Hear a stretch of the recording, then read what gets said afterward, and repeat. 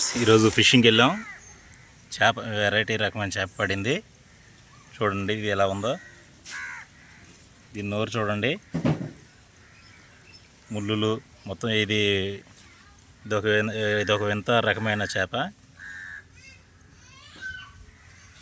ఇది వలలో పడి 5 గంటలైనా ఇంకా చనిపోలేదు, ఇంకా బ్రతికే ఉంది. అందుకని పిల్లలకు చూపించడం కోసం తీసుకొచ్చాను. పిల్లలు చూడండి ఎలా చూస్తున్నారో.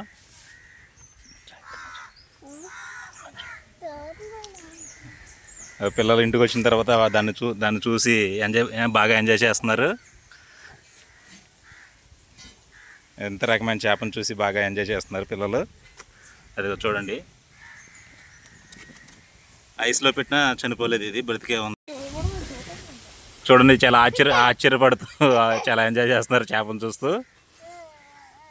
చాలా ఆశ్చర్యంగా చూస్తున్నారు చేపని.